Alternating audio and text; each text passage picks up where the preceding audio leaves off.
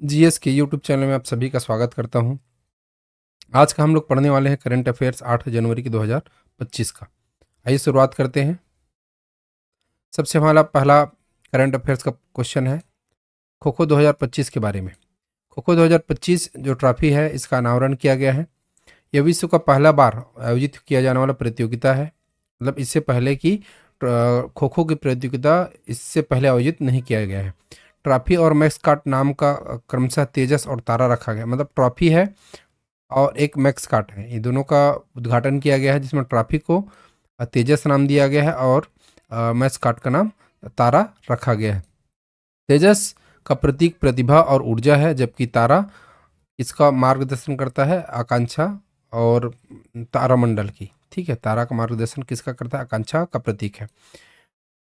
तेजस किसका प्रतीक है बोल रहा है? प्रतिभा और ऊर्जा का। और तारा किसका प्रतीक है? तो आकांक्षा का प्रतीक है। इस प्रकार आयोजन दिल्ली की इंदिरा गांधी इंदौर स्टेडियम में किया गया है। एक प्रश्न भी बन सकता है कि पहली बार, क्योंकि ऐसा प्रतियोगिता पहली बार आयोजन हो रहा है, तो इसलिए एक बढ़िया सा प्रश्न ये भी बन सकता है कि खो खो 2025 का आयोजन कहाँ पे किया गया था? स्थल का नाम बताइए। तो आप बताएंगे दिल्ली का इंदिरा गांधी स्टेडियम में इसका आयोजन किया गया था।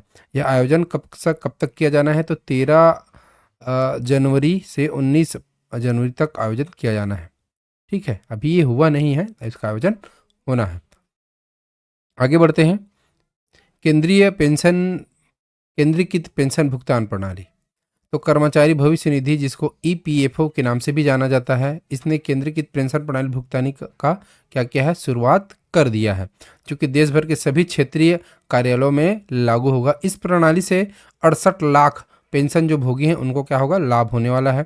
यह एक पीपीएस एक केंद्रीकृत पेंशन वितरण प्रणाली है, जिसके तहत ईपीएफओ के क्षेत्रीय कार्यालय में 3-4 बैंकों के साथ समझौते करेंगे। अभी क्या होता है कि हम लोग जब भी पेंशन निकलवाने के लिए व्यक्ति अपना फॉर्म भरता है तो उसको 7 दिन 10 दिन ऐसे समय लगता है, और साथ साथ तो क्या होता है, रिजेक्ट भी हो जाता है।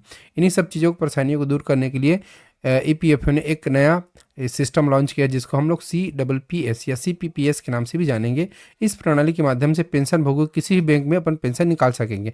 मतलब पहले क्या होता था, ऑनलाइन सुविधा दिया गया था पेंशन निकालने के लिए, तो व्यक्ति हम लोग ऑनलाइन फॉर्म भरते थे, तब जाके बैंक में पैसा आता था। अभी क्या होगा, डायरेक्ट वो सीधा सीधा इंटीग्रेट हो जाएगा आपके बैंक अकाउंट से, और किसी भी बैंक से आप क्या कर सकते हैं, उसको पैसा निकलवा सकते हैं। एक बार इसको क्या करना, शुरू करने के लिए एक बार आपको बैंक जाने की आवश्यकता नहीं होगी। अब मतलब पहले बैंक जाने की आवश्यकता नहीं है, एक बार केवल आपको सत्यापन करना पड़ेगा बैंक में जा करके, उसके बाद दोबारा आपको बैंक जाने की आवश्यकता नहीं होगी। बहुत ही अच्छा पहल है सरकार के द्वारा जो किया गया है। आगे बढ़ते हैं। भुवनेश्वर में 18वें प्रवासी भारतीय दिवस सम्मेलन 2025 की मेजबानी करेगा। मतलब भुवनेश्वर में 18वें प्रवासी भारतीय दिवस की मेजबानी करेगा। प्रवासी दिवस हर वर्ष जनवरी के माह में मनाया जाता है। यह डेडिकेटेड होता है भारत में बाहर रहने वाले, जो भारत के ही मूल निवासी होते हैं, जो भारत के बाहर, ठीक है, अपना रोजी रोटी की तलाश में बाहर गए हैं, उन्हीं को लिए डेडिकेटेड होता है प्रवासी भारतीय दिवस, जिसको बोला जाता है। हर साल किस में मनाया जाता है? जनवरी के महीने में मनाया जाता है। तो यह उड़ीसा की राजधानी भुवनेश्वर में इस बार क्या मनाया जाएगा? 8 जनवरी से 10 जनवरी तक, ठीक है, 2025 तक ये मनाया जाएगा। ये नंबर कौन सा क्रम, इसका क्रम याद रखना पड़ेगा आप लोगों को। 18वां प्रवासी भारतीय दिवस है। ठीक है, यह पहला मौका है जब भुवनेश्वर के इस द्विवार्षिक सम्मेलन की मेजबानी करेगा। मतलब पहली बार भुवनेश्वर में, उड़ीसा की राजधानी भुवनेश्वर, पहली बार ये सम्मेलन का आयोजन किया जाने वाला है। सम्मेलन में 50 देशों से अधिक प्रवासी भारतीय समुदाय के सदस्य भाग लेंगे। मतलब काफ़ी लंबा चौड़ा प्रोग्राम होने वाला है, जिसमें 50 देश से अधिक लोग यहाँ पे शामिल होंगे।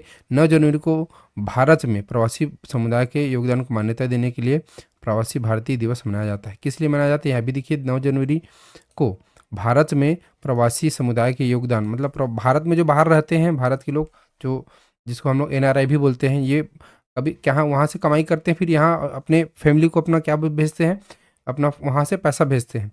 तो कहीं ना कहीं भारत में विदेशी मुद्रा आने से भारत का भी ग्रोथ होता है, इसीलिए इन्हीं को डेडिकेटेड करने के लिए प्रवासी भारतीय दिवस मनाया जाता है। ठीक है, जो कि प्रत्येक वर्ष 2003 से मनाया जा रहा है। तो ये भी एक प्रश्न बन सकता है कि पहला प्रवासी दिवस कब मनाया गया था? तो 2003 से 9 जनवरी को, प्रत्येक जनवरी के महीने के 9 तारीख को ये मनाया जाता है। आगे बढ़ते हैं। तमिलनाडु में 2025 का पहला जल्लीकट्टू आयोजन शुरू किया जाएगा। मतलब जल्लीकट्टू आयोजन तमिलनाडु में ये शुरू होने वाला है। ठीक है, तमिलनाडु के 2025 के पहले जल्लीकट्टू आयोजन को 4 जनवरी को पुडुकोट्टई जिले के थांकनरुचि गांव में आयोजित किया जाना है। यह आयोजन पोंगल उत्सव और जल्लीकट्टू सीजन की शुरुआत का प्रतीक है। इस प्रतिष्ठित कार्यक्रम में 600 से अधिक बैलों और 350 से बैल, ठीक है, 600 से अधिक बैलों और 350 बैल परामर्श प्रतियोगिता भाग लेंगे, जो कि तमिलनाडु की समृद्ध सांस्कृतिक विरासत को दर्शाता है। यह आयोजन का स्थान कहाँ रखा गया है? थांगकुचारी गांव रखा गया है, ठीक है। यह पुट्टाकोई जिला में ही स्थित है।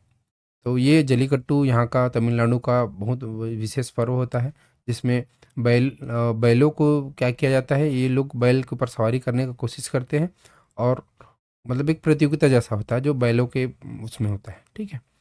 आगे बढ़ते हैं। लियोनेसी मेसी बने अमेरिका के प्रेसिडेंट मेडल ऑफ फ्रीडम पाने वाले पहले फुटबॉलर। ये बहुत ही प्रचलित फुटबॉल खिलाड़ी हैं मेसी, जिन्होंने अर्जेंटीना के, ये कहाँ के हैं, अर्जेंटीना पुरुष फुटबॉल के टीम के कप्तान हैं। 5 जनवरी 2025 को व्हाइट हाउस में आयोजित एक साप्ताहिक समारोह में संयुक्त राज्य अमेरिका के सर्वोच्च नागरिक पुरस्कार का इनको क्या दिया गया है? पुरस्कार दिया गया है। यह पुरस्कार सम्मानित होने वाले पहले फुटबॉल होंगे, मतलब इससे पहले कोई ऐसा खिलाड़ी नहीं है जो कि इनके जैसा ये अवार्ड प्राप्त कर चुका हो।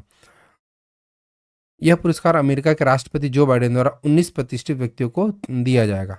मतलब ये अमेरिका के मतलब इतिहास में पहली बार होगा जब कोई ऐसा फुटबॉल खिलाड़ी इस पुरस्कार को प्राप्त करेगा।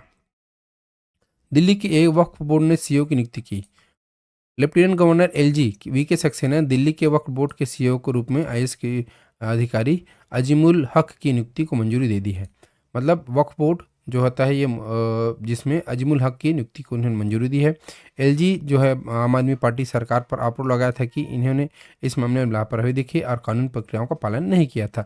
सीईओ के पद पर 28 नवंबर 2024 से खाली था, जिसके कारण बोर्ड के प्रमुख कार्यों जैसे इमामों और अन्य कर्मचारियों को वेतन इत्यादि में देरी हो रही थी। इन कर्मचारियों को कठिनाई का सामना न करना पड़े, इसलिए दिल्ली के जो एलजी हैं उन्होंने दिल्ली के एलजी कौन है? वीके सक्सेना है, ठीक है, जिन्होंने अजीमुल हक को क्या दिया है? नियुक्ति दी है। किस पर दी है? तो वक्फ बोर्ड के सीईओ पर नियुक्ति दी है। आगे बढ़ते हैं। बीसीसीआई के को मिलेंगे नए सचिव और कोषाध्यक्ष। बीसीसीआई में देवजीत सकैया और असम के पूर्व क्रिकेटर भारतीय कंट्रोल बोर्ड के जो बीसीसीआई के नए सचिव के रूप में नियुक्त किए जा रहे हैं। ये कौन है? देवजीत कसैया जो है असम के पूर्व क्रिकेटर हैं, जो भारतीय कंट्रोल जो बीसीसीआई बोर्ड के नए सचिव के रूप में नियुक्त करेंगे। जबकि छत्तीसगढ़ के राज्य क्रिकेट संघ के प्रभुतेज सिंह भाटिया नए कोषाध्यक्ष के रूप में पद पर नियुक्त होंगे। दोनों उम्मीदवारों ने अपने अपने पदों के लिए अकेले आवेदन किया था और वे 12 जनवरी 2025 को मुंबई में आयोजित बीसीसीआई की विशेष आम बैठक में निर्विरोध चुने जाएंगे। देवजीत सकैया जो असम के हैं, एक विकेट कीपर क्रिकेटर रह चुके हैं, और दूसरा कौन है? प्रभुजीत सिंह भाटिया जो है छत्तीसगढ़ के क्रिकेटर रहे हैं। तो इनका नियुक्ति किया जाएगा बीसीसीआई में नए सचिव और कोषाध्यक्ष के रूप में। आगे बढ़ते हैं, रेड पांडा के बारे में पढ़ते हैं। वर्ष 2024 में क्रिसमस के अवसर पर 2 रेड पांडा विशाल और कोशी नीदरलैंड के रोटमडेट चिड़ियाघर में दार्जिलिंग के स्थान पर पद्मजा नायडू हिमालय जुरासिक पार्क पर लाए गए हैं। तो ये 2 रेड पांडा इनका लाया गया है। यह 1 दशक से भी किसी भी विदेशी राज्य से लाए गए रेड पांडा है। मतलब 10 साल अगर कहा जाए कि 1 दशक से पहले ये लोग कैसा कोई पंडा हमारे नहीं लाया गया था, जिसे 1958 में स्थापित किया गया था। भारत में रेड पांडा के लिए सबसे सफल संरक्षित प्रजनन कार्यक्रम का संचालन कर रहा है। मतलब भारत जो है इन्हें रेड पांडा को बचाने और इनके लिए प्रजनन के लिए विशेष कार्यक्रम संचालित कर रहा है। आगे बढ़ते हैं, कुछ एमसीक्यू देख लेते हैं हम लोग इसी में। खो खो विश्व कप 2015 की 25 की मेजबानी कौन करेगा? तो इसका आंसर सही जवाब है भारत है। अभी थोड़ी देर पहले हम आपको जैसे बताया था कि 25 के लिए ट्रॉफी और मैस्कॉट का अनावरण किया गया, जिसमें ट्रॉफी का नाम तेजस रखा गया है और मैस्कॉट का नाम तारा रखा गया है। आगे बढ़ते हैं। अभी हाल ही में संगठन के द्वारा अपने क्षेत्रीय कार्यक्रम में पेंशन भुगतान के लिए कौन सी प्रणाली को स्वीकृति दिया है? ये ईपीएफओ ने अपनी एक पेंशन प्रणाली को स्वीकृति दिया है। 18वां प्रवासी भारतीय दिवस 2025 का आयोजन कहाँ किया जाएगा? तो इसका सही आंसर है भुवनेश्वर में आयोजित किया जाएगा। जल्लीकट्टू का आयोजन किस राज्य में किया जाता है? तो इसका सही आंसर है तमिलनाडु में होता है। तमिलनाडु का ये जल्लीकट्टू आयोजन किया जाता है। इसका एक बहुत ही महत्वपूर्ण उत्सव के रूप में इसको मनाया जाता है। मेसी को 5 जनवरी 2025 व्हाइट हाउस के लिए पुरस्कारित सम्मान के लिए क्या जाएगा? तो अमेरिका का क्या इनको सम्मानित किया जा रहा है? अमेरिका का the president medal of freedom के नाम से इसको सम्मानित इनको किया जाएगा। ये पहले फुटबॉल खिलाड़ी हैं, जैसे आपको मैं बता चुका हूँ। हाल ही में दिल्ली वक्फ बोर्ड के नए सीईओ किसको नियुक्त किया गया है? तभी इसका आंसर है अजीमुल हक।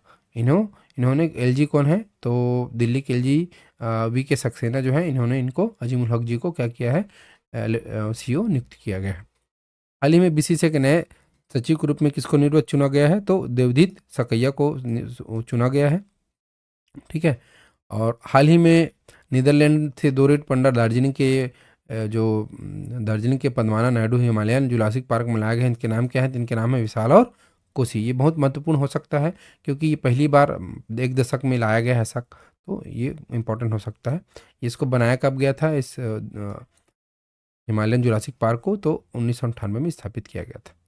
ठीक है। एक वन लाइनर क्वेश्चन और देख लें हम लोग। खो खो के लिए भारत में कब आयोजित किया जा रहा है? तो 13 से 19 फरवरी तक। ईपीएफओ का पूरा नाम क्या है? तो कर्मचारी भविष्य निधि संगठन ईपीएफओ का पूरा नाम है। प्रवासी भारतीय दिवस कब मनाया जाता है? तो 9 जनवरी को प्रवासी भारतीय दिवस मनाया जाता है। इसको किसको डेडिकेट किया है? जो भारत से बाहर रहते हैं, जिनको हम लोग एनआरआई बोलते हैं, इनके लिए प्रवासी भारतीय दिवस मनाया जाता है। जल्लीकट्टू क्या है? तमिलनाडु के एक पारंपरिक खेल है। इसमें बैलों और इंसान की लड़ाई होती है। तो ये जल्लीकट्टू एक महत्वपूर्ण खेल है जिसमें इंसान और बैल की लड़ाई होती है। इसका पारंपरिक त्यौहार कहाँ का है? तो तमिलनाडु का। ये प्रश्न भी बन सकता है, इसको ध्यान से समझेंगे। फुटबॉल लियोनेल से मेसी का संबंध किस देश से है? तो ये कहाँ के हैं? अर्जेंटीना के। इसको सम्मान कहाँ दिया जा रहा है? तो अमेरिका में इनको सम्मानित किया जा रहा है। दिल्ली के उपराज्यपाल क्या नाम क्या है? जिनको एलजी हम लोग बोलते हैं। तो लेफ्टिनेंट गवर्नर कौन है? तो वी के सक्सेना है, जो ये रिटायर्ड आईएएस ऑफिसर है। हाल ही में बीसीसीआई ने किसे कोषाध्यक्ष बनाया है? प्रभतेज सिंह भाटिया को कोषाध्यक्ष बनाया। कहाँ के हैं? तो छत्तीसगढ़ के हैं। रेड पंडा का वैज्ञानिक नाम क्या है? तो एलुरस फुल्गेस इनका वैज्ञानिक नाम है। CSIR की किसी उदाहरण की स्वदेशी तकनीक को विकसित किया है? तो पैरासीटामॉल की एक स्वदेशी तकनीक को इन्होंने क्या किया है? विकसित किया है। उसके बाद खो खो विश्व कप 2025 कितने देशों में टीम भाग लेगी? तो 4 देशों की टीम इसमें भाग लेगी। तो इस तरह से करंट अफेयर्स के बारे में और जानने के लिए, हर दिन का करंट अफेयर्स आपको पढ़ने के लिए इजी वे में, आसान भाषा में, हिंदी भाषा में आपको समझाते रहे हैं। तो अगर आपको कोई भी दिक्कत, कोई भी समस्या का सामना करना पड़ रहा है, तो आप हमारे इस नंबर पे हमको कॉल कर सकते हैं, या हमको आप डायरेक्ट मैसेज कर सकते हैं हमारे टेलीग्राम पर। टेलीग्राम चैनल का लिंक मैंने डिस्क्रिप्शन में दे रखा है। साथ ही साथ आप अपने आ, और हमारे इन करंट अफेयर्स या कुछ कुछ हमारे और कोर्स हमने लॉन्च किए हैं, उनको पढ़ने के लिए आप हमारे एप्लीकेशन को भी डाउनलोड कर सकते हैं। आज के लिए बस इतना ही। बहुत बहुत धन्यवाद।